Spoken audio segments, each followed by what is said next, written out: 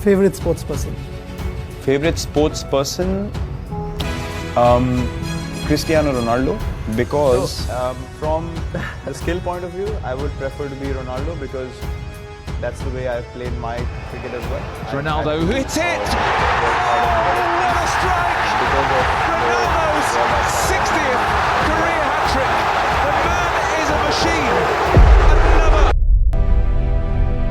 निरंतर सीखने वालों को मेरा नमस्कार।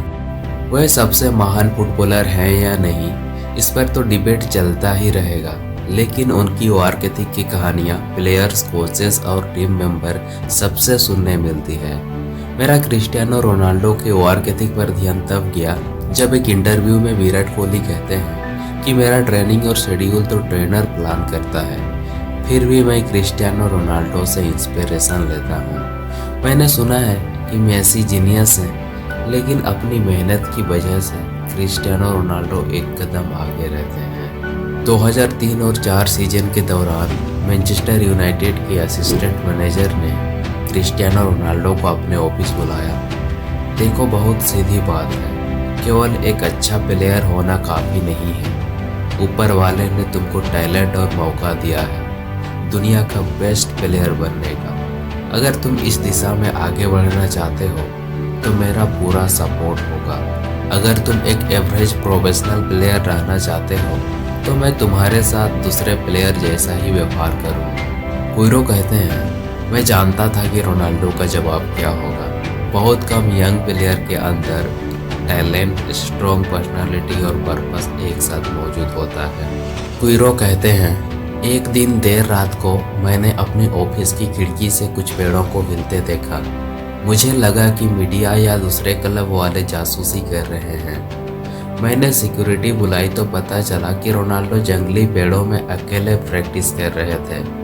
जब रोनाल्डो की टीम प्रैक्टिस के बाद शावर लेने चले जाते तब बिल्डिंग के पीछे उबड़ खबड़ पेड़ों से भरे मैदान में क्रिस्टियानो अकेले प्रैक्टिस किया करते। वह उस जंगली मैदान में बॉल को जोर से किक करते और उबड़ खबड़ मैदान में फुटबॉल के पीछे दौड़ते, जिससे कि वे अनिश्चित बाउंस में ड्रिबलिंग और बॉडी बैलेंस की प्रैक्टिस कर सके। कुइरो कहते हैं, रोनाल्डो का जवाब शब्दों में नहीं था। वो मैनचेस्टर यूनाइटेड में लगातार अपना गेम इम्प्रूव करते रहे और 18 साल बाद आज भी रोनाल्डो और बेहतर होने की कोशिश कर रहे हैं, और इसीलिए वो 37 साल के होने पर भी अपने शरीर को 25 साल का बनाए हुए हैं। क्रिस्टियानो फीफा वर्ल्ड कप के सबसे तेज भागने वाले एथलीट हैं। रोनाल्डो के पुराने फिटनेस कोच मोरी कहते हैं, रोनाल्डो कोई मौका नहीं चूकते। चैंपियनशिप लीग का मैच खेलने के बाद जब रोनाल्डो रात को 2 बजे शहर से वापस लौटते तो बाकी लोगों की तरह घर जाने के बजाय टीम के ट्रेनिंग सेंटर पहुंचते और वहाँ पर 1 घंटा वर्कआउट करते, फिर क्रायोथेरेपी लेते। वर्क एथिक का मतलब जुनूनी होकर रात में वर्कआउट करना नहीं है, बल्कि जब भी मौका मिले, जब भी ज़रूरत पड़े, एक कदम ज़्यादा करने की कोशिश है। इसे हम क्रिस्टियानो रोनाल्डो की एलीट मेंटेलिटी कह सकते हैं। उनके फिटनेस कोच जिवानी मोरी कहते हैं कि उनके वर्कआउट में हमेशा इंटेंसिटी, डेडिकेशन और पॉजिटिव एटीट्यूड दिखता है। No shortcut. जुवेंटस के मिडफील्डर ब्लेज मतूदी कहते हैं कि हमने मैनचेस्टर यूनाइटेड से उनके ही मैदान ओल्ड ट्रैफर्ड में कठिन गेम जीता। पूरी टीम थकी हुई थी, हम लोग सब छुट्टी पर थे, लेकिन रोनाल्डो हमेशा की तरह ट्रेन कर रहे थे। मैंने उनसे पूछा कि आप थके नहीं, आपको रिकवरी की ज़रूरत नहीं? तो वो कहते हैं, मैं रात भर से रिकवरी ले रहा था, अब ट्रेनिंग कर रहा हूँ। रोनाल्डो होने की वजह से मुझे ऐसा करना पड़ता है। इस कोट से फिर रोनाल्डो के बिलीफ सिस्टम की झलक मिलती है।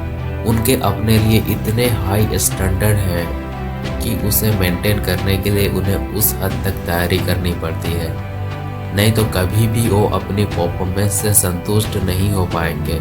ऐसा वर्क एथिक बनाने के लिए लंबा समय लगता है। जब रोनाल्डो पोर्चुगल से मैनचेस्टर यूनाइटेड आए तो क्विंटन फॉर्च्यून टीम के साथ खेल रहे थे।